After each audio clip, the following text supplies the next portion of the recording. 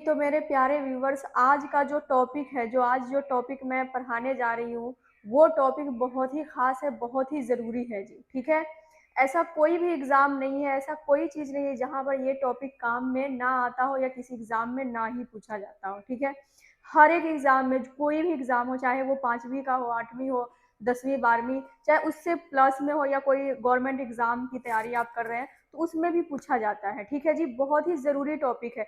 और ये जो टॉपिक है, इसके बारे में आप सबको तफसील से बता दूंगी, पढ़ा दूंगी। इसके बाद क्या होगा कि आप कोई भी दरख्वास्त हो, कोई खत हो, कुछ भी हो, आप सब उसको अच्छे से लिख लेंगे और पूरी की पूरी नंबर आप सबको मिलने वाली है। अगर ये टॉपिक आप सब शुरू से लेके आखिर तक ध्यान से पढ़ लेंगे, अपने माइंड में, दिमाग में फिट कर लेंगे, तो मुझे उम्मीद है कि आप सबके नंबर्स, जितने नंबर का पूछा जाएगा, वैसे बेसिकली 8 10 नंबर का पूछा जाता है जी। ठीक है, इस टॉपिक से सवाल।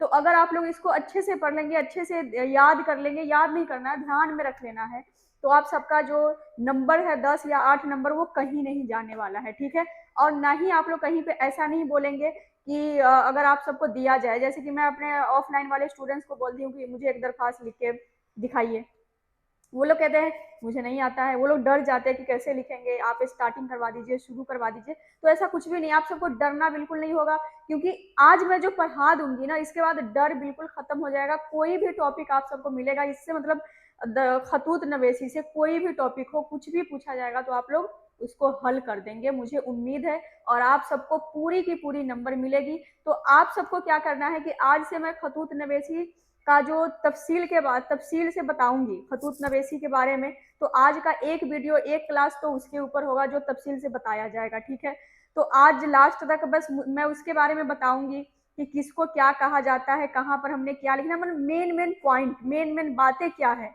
उसको क्या कहा जाता है, कैसे लिखना है, स्टार्टिंग कैसे करना है, एंड कैसे करना है, ये सारा कुछ बता दूंगी। ठीक है, खतूत नवेसी के बारे में जैसे कि आप लोग बोर्ड पे देख ही रहे हैं कि लिखा हुआ है तफसील से, उसके बारे में और भी मैं आप सबको डिटेल में बता दूंगी। ठीक, अगली वाली क्लास में, अगली वाली वीडियो में मैं क्या करूंगी कि आप सबको लिख लिख के बताऊंगी। जैसे कि सवाल है कि अपने हेड मास्टर को 2 रोज की छुट्टी के लिए दरख्वास्त लिखे, फीस मुआफी के लिए लिखे, या आपको कहीं और तब्दील करवाना है, अपना क्लास 7वीं से 8वीं में जाना है, तो ये सारी चीजें होगी। कोई खत हो गया, जैसे आप अपने अजीज को लिखना है, अपने दोस्त को लिखना है, अपने वालिद वालदा, मतलब किसी को भी लिखना है, तो ऐसी वाली जो मेन मेन होगा, मेन मेन खत जो होगा और मेन मेन एप्लीकेशन जो होगा, मैं वो लिखवा दूंगी, वो करवा दूंगी। बस आज की वीडियो में क्या होगा कि खतूत नवेसी के बारे में आप सबको तफसील से बताऊंगी। तो आप सबने कहीं नहीं जाना है जी, अपनी क्लास छोड़ के, क्लास को मिस नहीं करना है। ठीक है, और वीडियो को लास्ट तक देखना है। इसके बाद भी वीडियो जो आएगी कल परसों वाली क्लास में, जो मैं पढ़ाऊंगी, उसको भी आप सबने बहुत ही ध्यान से देखना है, क्योंकि उसमें मैं लिख के बताऊंगी। और आज की वीडियो में क्या करवाऊंगी, आज की क्लास में, कि आप सबको क्या करना होगा कि मैं उसके बारे में तफसील से बताऊंगी, खत क्या है, दरख्वास्त क्या है, कैसा होता है, क्या होता है उसमें, मतलब क्या क्या चीजें हैं जो कि जरूरी है। ठीक, कैसे शुरू करना है, कैसे एंड करना है। तो चलिए आप लोग आ जाइए मेरे साथ बोर्ड पे। तो पहले देखिए कि लिखा हुआ है खतूत नवेसी। अब आज मैं क्या की हूँ कि पहले ही लिख दी हूँ, क्योंकि वीडियो लेंथी हो जाएगा, लंबा हो जाएगा, तो इसके लिए मैं पहले लिख दी हूँ। बस आप सबको मैं पढ़ के बताऊंगी, कुछ ऐसा पॉइंट है जो कि मैं आप सबको लिख के बताऊंगी। ठीक, तो खतूत नवेसी, ठीक है जी।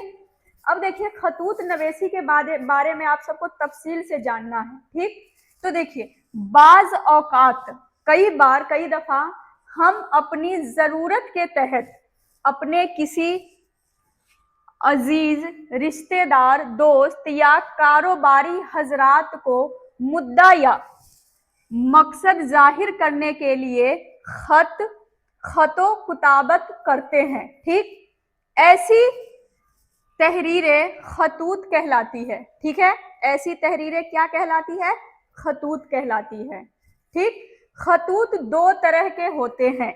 खतूत कितने तरह के होते हैं, कई प्रकार होते हैं खतूत के, तो 2। ठीक, अब 2 में कौन कौन से शामिल है, तो देखिएगा आगे वाले लाइन में, एक निजी, एक खत जो होता है वो निजी होता है, और दूसरे कारोबारी।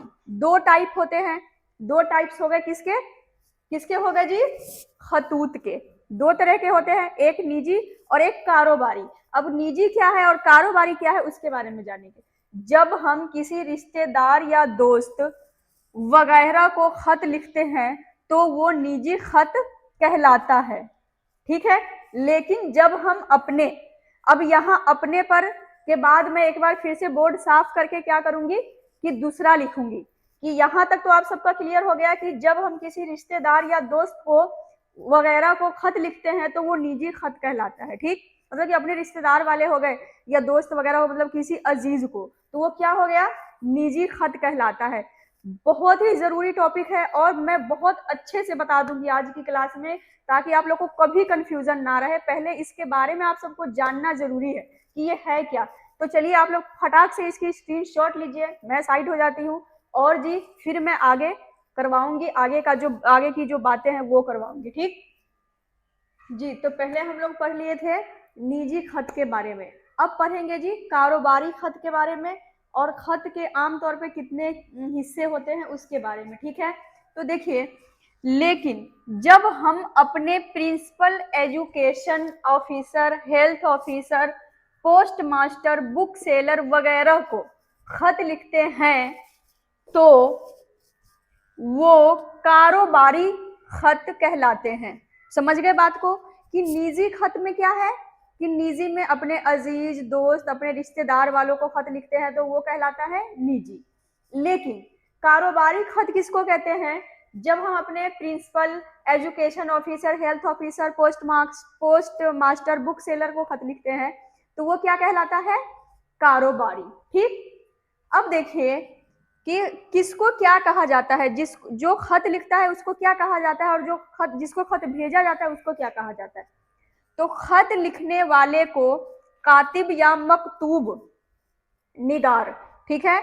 खत लिखने वाले को क्या कहते हैं, ध्यान से पढ़ लीजिएगा, ध्यान से सुन लीजिएगा और माइंड में फिट कर लीजिएगा, ठीक।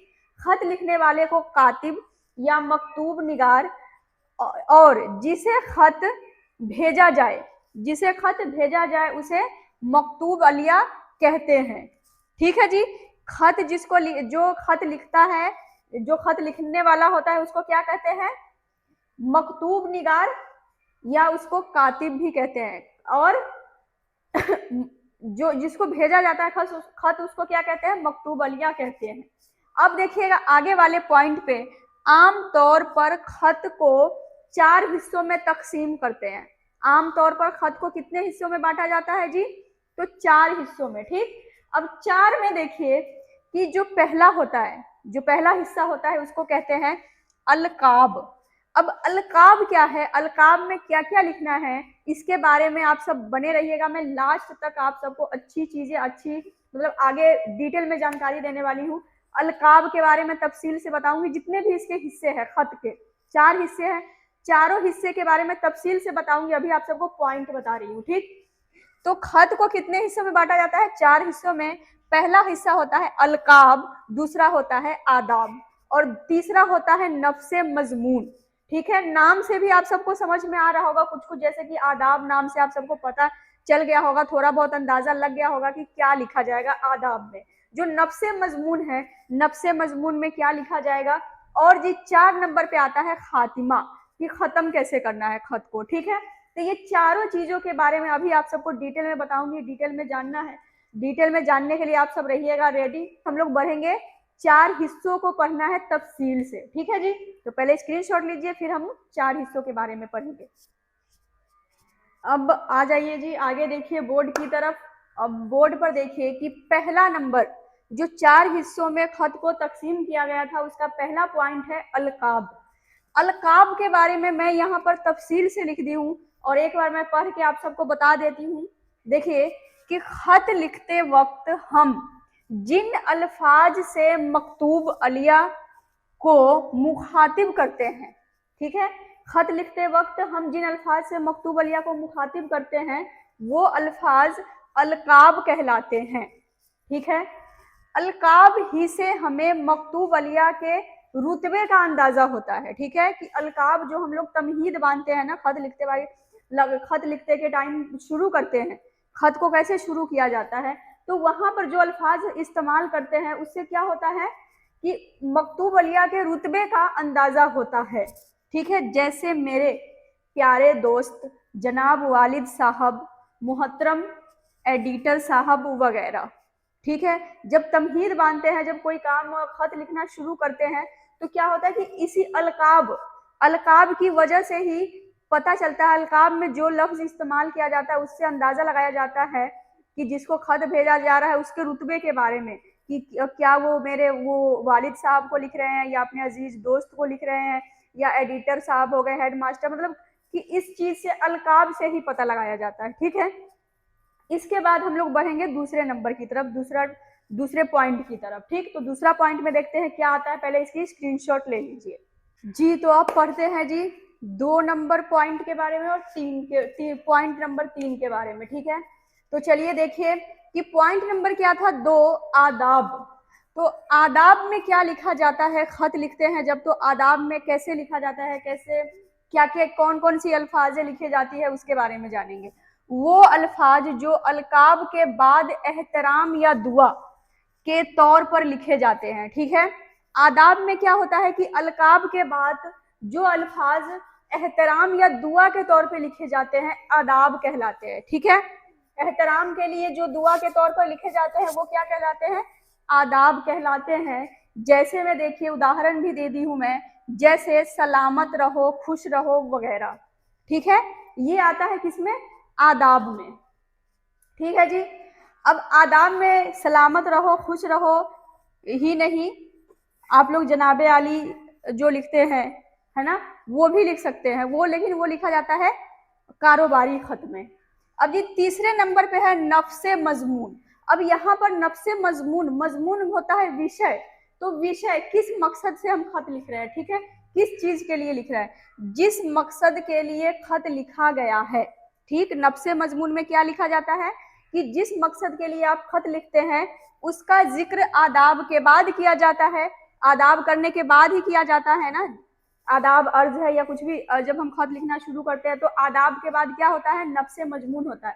तो जिस जिस विषय पर आप लोग लिख रहे हैं, जिस चीज के लिए, जिस मकसद के लिए खत लिखा गया है उसका जिक्र आदाब के बाद किया जाता है, उसे नफ्से मजमून या मतलब कहते हैं जी। तो अब बढ़ते हैं पॉइंट नंबर 4 की तरफ, और 4 पॉइंट था जी खातिमा। तो खातिमा में खत को खत्म कैसे करना है उसके बारे में जानेंगे। ठीक, खत को खत्म करते वक्त सलाम या दुआ अल्फाज इस्तेमाल करते हैं। ठीक है, अच्छे से समझ गए होंगे आप लोग, उसे खातिमा कहते हैं। किसको खातिमा कहते हैं, जब हम लोग खत खत्म करते हैं तो सलाम या दुआ इस्तेमाल करते हैं अल्फाज, उसको खातिमा कहते हैं। उसके अलावा खत के शुरू में खत के दाहिनी तरफ एक कोने में अपना मुख्तसर पता, मुख्तसर यानी कि छोटा सा पता, मतलब ज्यादा लंबा चौड़ा नहीं। ठीक, और बाएं कोने में तारीख लिखना भी जरूरी है। तो आई होप आप सबको अच्छे से समझ में आ गया होगा, और थोड़ी सी जरूरी बातें और है जो कि मैं आप सबको ऐसे ही बता दूं मुंजबानी।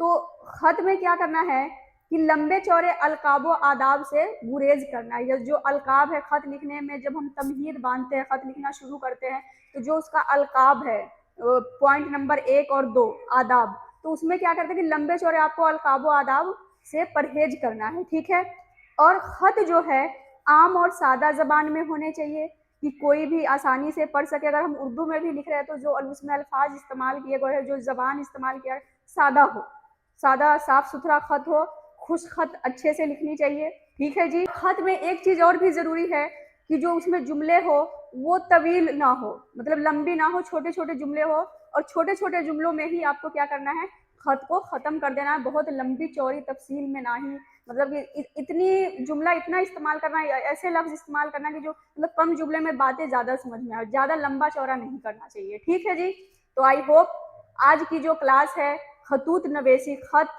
के बारे में, जितने भी खत के टाइप्स है सब के बारे में, खत हो, दरखास्त, मतलब कुछ भी हो, तो उसके बारे में आप सबको जान के कैसा लगा है। और मुझे उम्मीद है कि आप सबको जो आज की क्लास है, मैं अभी खत के बारे में कभी भी, खतूत नवेसी के बारे में मेरे यूट्यूब चैनल पे, मशके उर्दू चैनल पे आप लोग कोई भी नहीं देखे होंगे वीडियो, कि इस टाइप का कोई भी वीडियो नहीं था। आज ही था अपना पहला क्लास, और आज जो शुरू करना है, खत को कैसे शुरू करना है, कैसे खत्म करना है, बीच में क्या, मतलब सारी चीजों के बारे में आप सबको मैं बताई हूँ आज वाली क्लास में। बाकी आप सबको अपने क्लास को रेगुलर रखना है, और आगे वाली वीडियो में आपको मैं जितनी भी चीजें आज बताए गए हैं, अलकाब, आदाब, नफ्से मजमून, खातिमा, इस सब को मैं इस्तेमाल करके आप सबको बताऊंगी, दिखाऊंगी।